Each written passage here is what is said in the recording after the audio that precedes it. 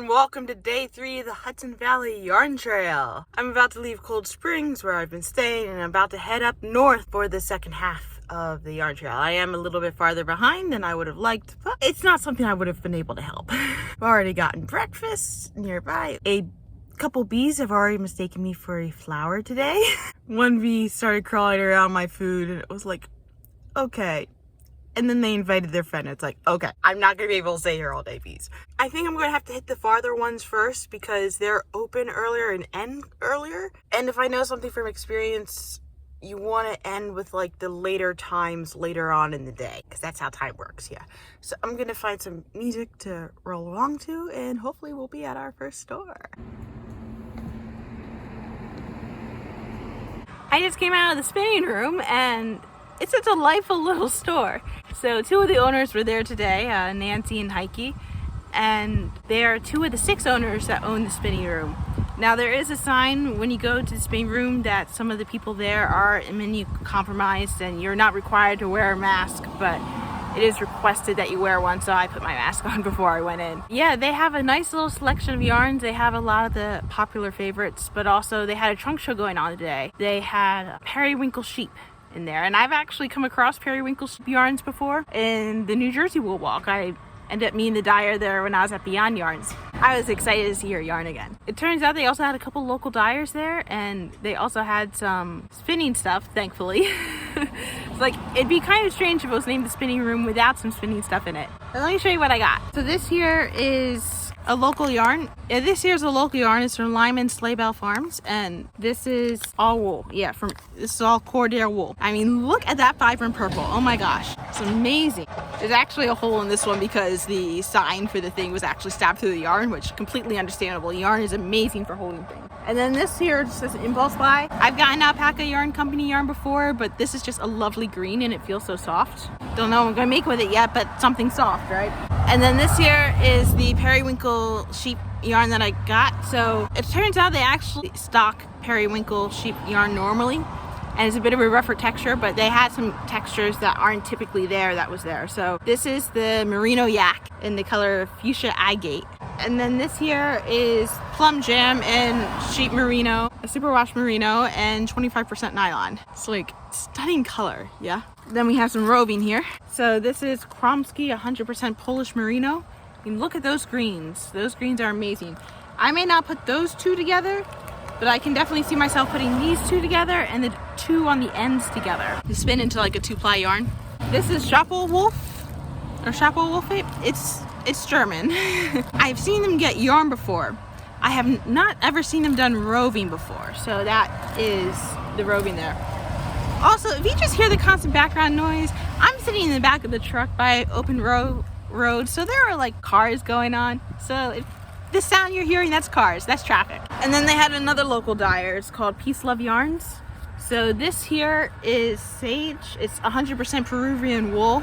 It's a very nice green. This one here is called Twilight. It's 100% superwash merino. And it turns out they actually have a relationship with the dyers. They had the spinning teacher there at the store. His name is Kurt. Kurt actually was taught how to spin by the person who dyes these yarns. And he started teaching spinning because the person who dyes these yarns also teaches spinning at this store. And she wasn't there one day, so he decided to take over the class. This is more the roving. This is from the same place as the purple yarn that I started out with, the Lyman Farms. And it's like, this is just a stunning green. And Nancy told me that this works like butter, which is pretty amazing. And then the last thing I got was actually 2 bags worth of yarn, but I'm just gonna show 1 bag because they're essentially identical. So this is actually a kit for a tank top. So it's a bunch of Queensland's coastal cotton, which I know from previous experience, even though I haven't really worked with it so much yet, it feels super soft and I love cotton. So I'm excited to be working with some of these colors. Most of the blues, the peach I can give it a take. I saw the tank and it's like, yeah, I'd wear the hell out of that tank.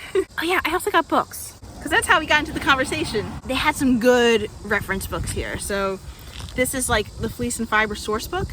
So kind of like the book of yarn that I got home, but this is more just about different fibers. I figured to be like a good reference book to have and just look through. They have amazing pictures of the animals in there.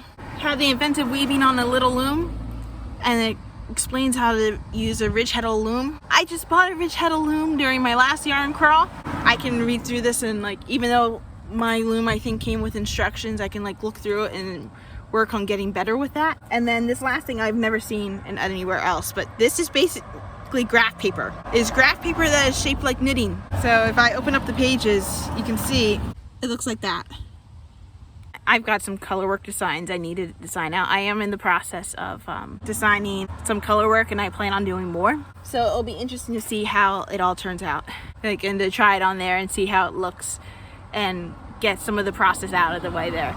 But yeah, Kurt actually was interested in the books that I was getting, and that's how I found out he was a spinning teacher. And Nancy also told me about where they get the spinning wheels from. Like, there's this company they really like.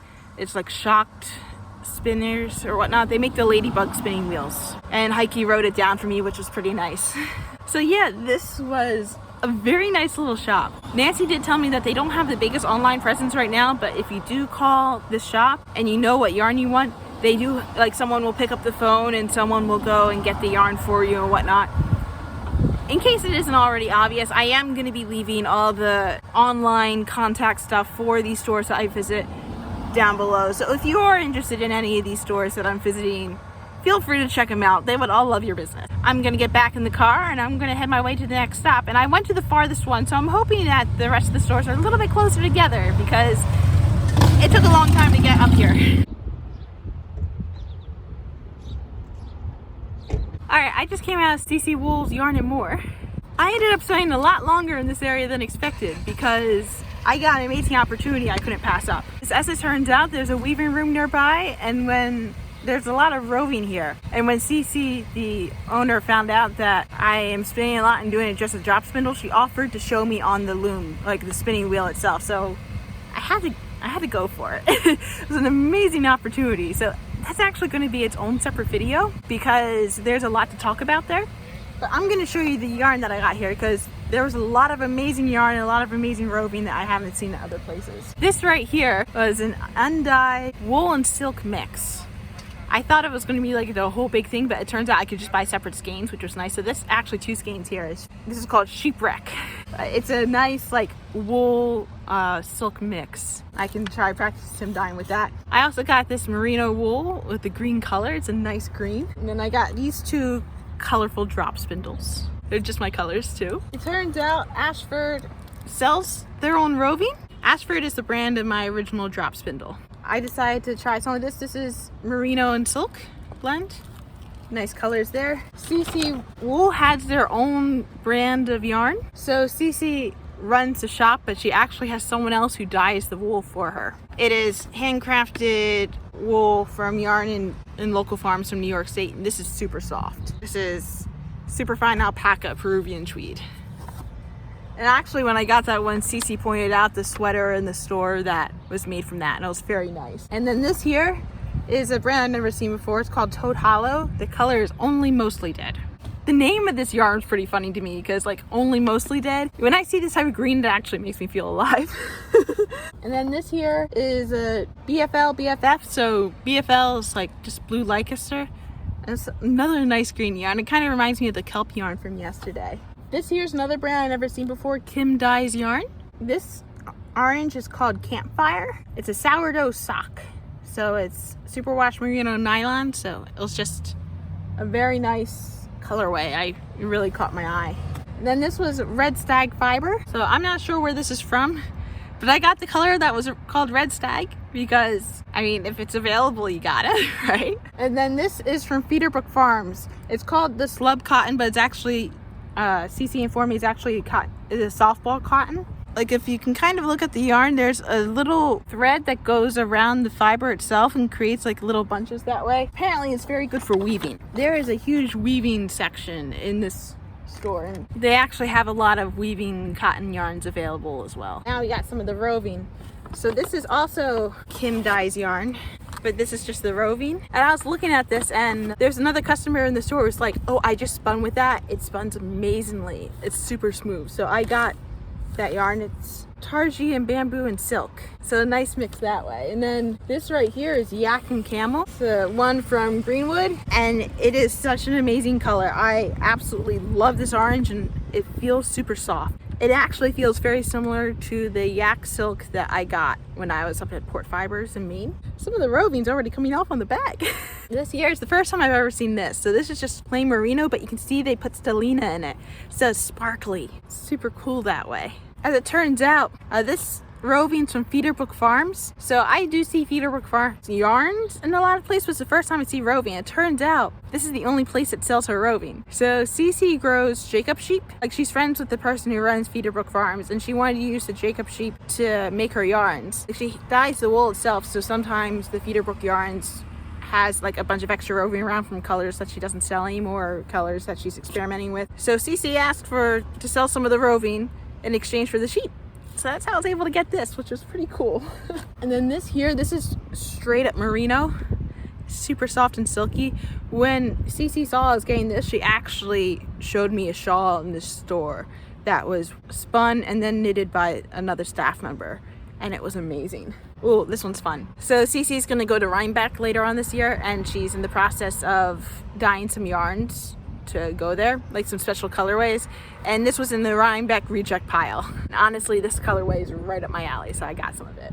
This one right here was hand dyed. Cece hand dyed this one herself. This one's Queen's Anne's lace, and then this one here is the Black Eye Susan, and then this is more of Cece's wool. And there was like this particular colorway that kept popping out with the different weights, and it was this colorway. So this one is called Old Tractor. Not all the old tractors look the same. A lot of them look very different from each other, but this one just looked amazing. I ended up getting these ridge heddle warping pegs.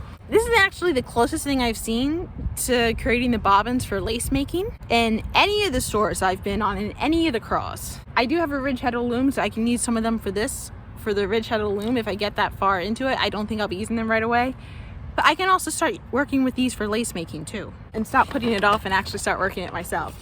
So I'm gonna put this down and put it back because I got one more thing. It was a bit of a surprise. All right, so the last thing I got from here, for free actually, are some cucumbers.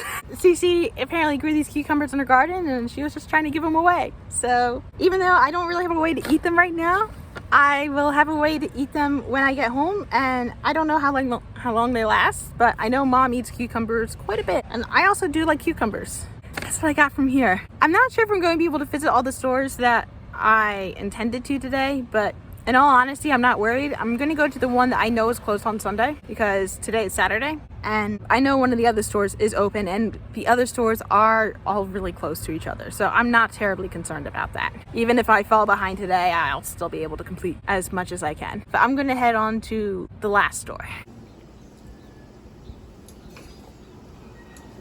I came out of the warm U. I found some pretty good stuff here. This was a very good place for books. So I found another book about reversible toys. I found one during the Maine Yarn cruise, and I found other patterns here, so I can, especially one that I was thinking about designing for myself. I actually found a very similar pattern in here, so it's kind of easier to use someone else's just to get the pattern down and to try it out. And then this here, it's called The Yoga of Yarns. It's actually a yoga book, but it relates it to knitting and the different types, and honestly it's something that I wouldn't typically be interested in, but I have noticed that because I'm knitting and crocheting for 6 hours at a time, I'm in more pain than I used to be when I finished doing it. So it's something I should probably start researching and figuring out, because I plan to knit and crochet for a long time. I pretty much plan on doing it for the rest of my life at this point. I want to make sure that my body doesn't wear itself out. These two are kind of the same thing. So this one's a crochet one and this one's more of a knit one, but they explain the different yardages needed for typical projects with different gauges and whatnot, which is not something I thought I would need, but it's a useful thing to have. And then this here is a book about making socks 2 at a time. I have made socks. I'm not big into making socks, but I feel like if I could make them 2 at a time, that would be a nice thing to pull off. I have a little bit less room to maneuver now. So it might take a little bit of a moment. I saw this in one of the other stores yesterday, Trendsetter yarn, but it actually gets pulled through the bag. I'm kind of as interested in the bag as I am the yarn, but this was also a nice colorway, and they had a clearance section, so I got a lot of the yarns on clearance. And there were some more periwinkle sheep, so I got this Greek Island color. Yeah, it's a merino nylon mix. And then these are a very local yarn. It's like 3 miles away from the store. It is Woolly Spruce Farmstead. And these are soft and squishy, let me tell you. So what does it say that it is? It's Angora Rabbit. And merino. The Angora rabbit. You don't see that too much, but it's like, I've heard it's very, very soft. And then there's some of the Euro Baby cotton on yellow. I got Euro Baby acrylic, I believe, before. But I also got it in the blue. And then this was kind of just like an impulse buy. I saw it while I was checking out. It's like, you know what? Let's get it. So I did. It's like a nice little colorway. It's Louisa Harding, which I think I saw Louisa Harding yesterday as a brand. This was also on clearance. It was the Hempathy, so it's a cotton, hemp, and modal mix. It's a little cute type of yarn. And then this, I got 6 skeins of it, so 3 of each color. It's more the remix. It's pretty cheap for the remix. It was on clearance. I got a bunch of postcards. It actually, by the cash register, there's like free postcards, take one, so they had a bunch of books. And these are kind of just like the leftover reprint extras from the book. So I got all the different pictures that were there, because there was like a huge stack like that thick. It's like, yeah, absolutely. And then I found some roving. So this is some local roving nearby. It's natural Shetland roving, raised and processed in Columbia County. They also had the yarn nearby that the same person was also selling, but I decided not to get the yarn. I wasn't as interested in the texture of the yarn as I was the roving. I also got this other periwinkle sheep one. It's like this yellow is absolutely stunning. Rainbow of Hope #1.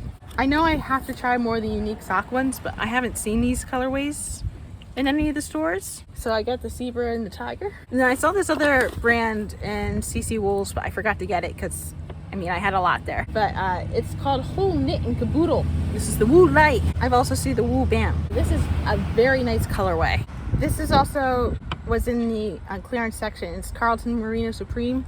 The color is like all right, but it was a brand I'd never seen before, so I got it. So that was what I got at that store. And there were also like a little group of ladies knitting as well. Most of them were knitting. The store employee, I'm guessing she's the owner, I'm not sure about that, was also spinning.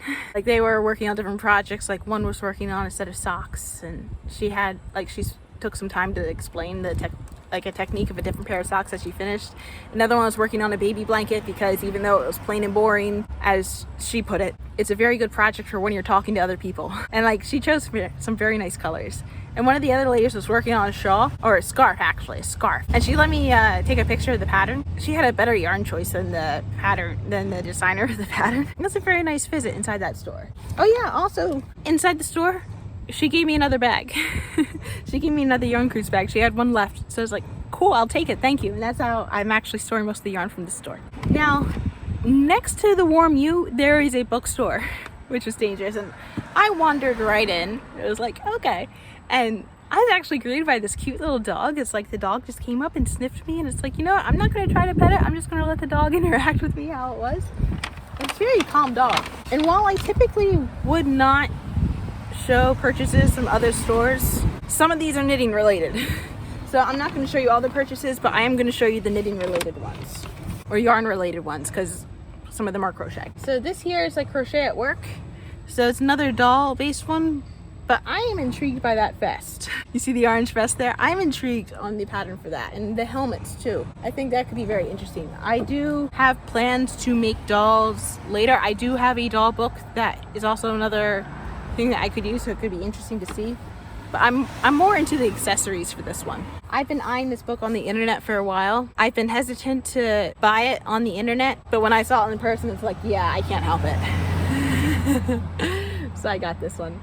It's basically amigurumi patterns for significant women in history. I'm pretty excited about that. And then this just struck me as weird. So it's basically a storybook about people learning to knit, but also it teaches you how to knit. I'm kind of curious how the person's going to pull that off. So I got it. And that was the Chatham bookstore. Yeah, the Chatham bookstore.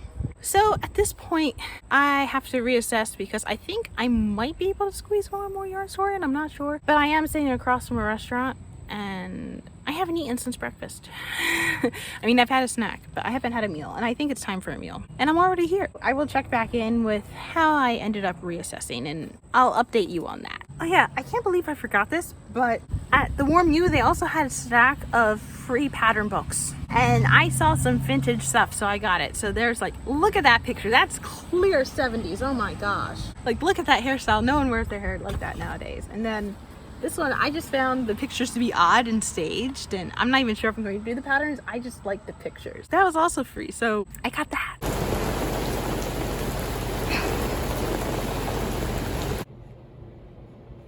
All right, so I am at the, what's the name again? Yarnpond. I am at the yarn farm at Kingston. So as per my last update, I actually realized that with the timing of when this is open, that I actually had time for one more store today. And the difference between this and a lot of the other ones is I actually get to film inside, which is pretty nice.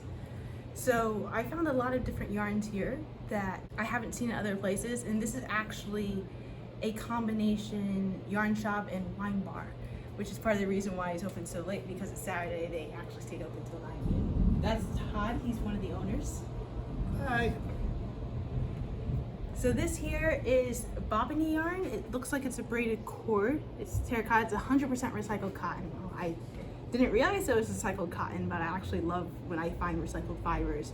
And there's a sample of it over there where it's worked up, so it's gonna be interesting to experiment with this. And then this here is a pattern yarn. So I have seen pattern before in other places, but I've never seen this material of yarn. So this says it's a soy wool solid.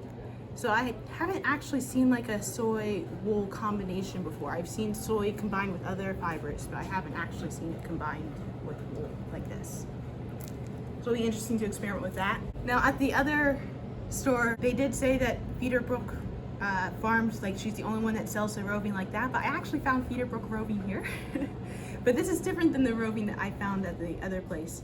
So the other place had it in a ball, and here it's actually like already right in the cord, and this is more of a variegated thing. It's gonna be pretty nice to use it. And then this right here is a blue face Leicester hand-dyed eco wool. I'm gonna have to card this a little bit more before I spin it because it's still in the curls. But these are some nice bright, vibrant colors. These are all primary colors, as it turns out. This here is some roving. Is this made in the store? Yes. Yep. Jocelyn put that together.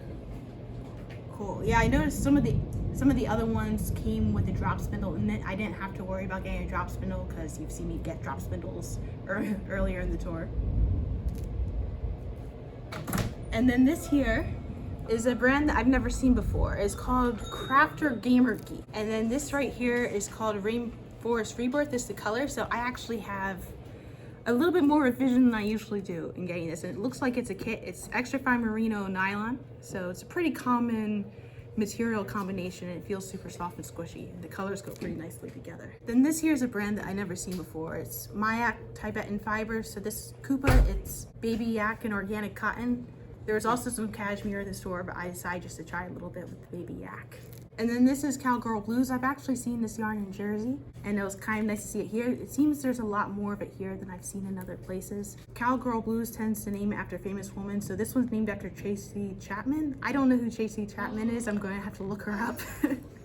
Someone else just gasped in the background, so I really have to look her up.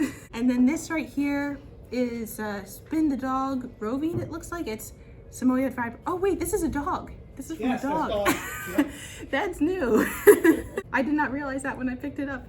It feels super soft and amazing. And then this right here looks like it's a local farm that's nearby. So this is Buckwheat Bridge and Gorse Urbane Lamb Complete Farm product. It says it's made completely with wind and solar power. One of the things I've really been liking about just the yarn crawls in general is that I've been seeing a lot more solar powers and windmills around. It's been nice to see more of those as the years go by. So this is 80% lamb's wool and 20% first clip superfine kid mohair. So they got it from really young sheep if it's kid mo. And it's a little bit rougher, but it's got this nice squishiness feeling to it. This is also from Crafter Gamer Geek. They have roving as well, so I'm gonna try some of their roving, and the names are delightful here. This one's called Deputy in a Demon Mask. I don't know what that brings to mind, but it's pretty exciting colorways here. And then these three I got together, they're all the same thing. So this is US Wool Bat and Kill. So I'm guessing Bat and Kill is the brand of the sheep, or like the breed of the sheep, is that right?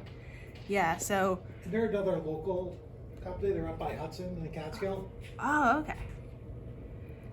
So these three, I don't typically go for these colors, but they're so rich and vibrant, and I'm thinking about maybe plying them together in like a 3-ply. And then this here is roving from Three Waters Farm. I'm not sure how local that is. Is that local or no? I don't know. Yeah, this also feels super nice and soft. So this says it's merino, bamboo, and nylon. So this is called Full Moon Midnight.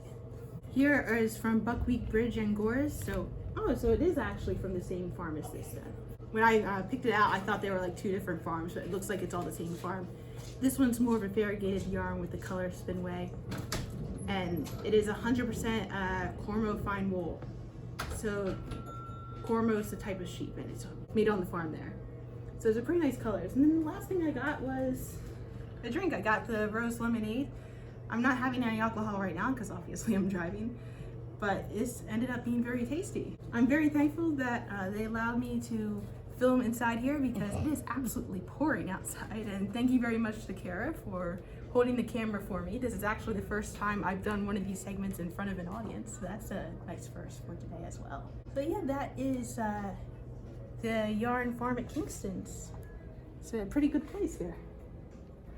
And we are good.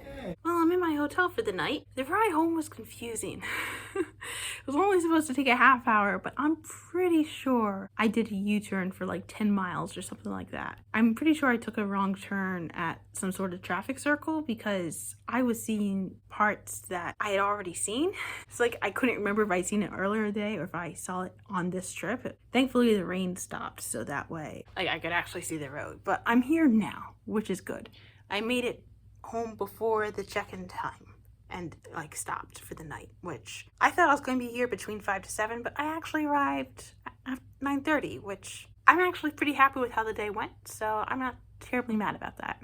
Like the extra stops I made today were absolutely worth it. So as it turns out, after I ended the last section of being at the Yarms Farms in Kingston, the other bar patrons let me know exactly who Tracy Chapman was.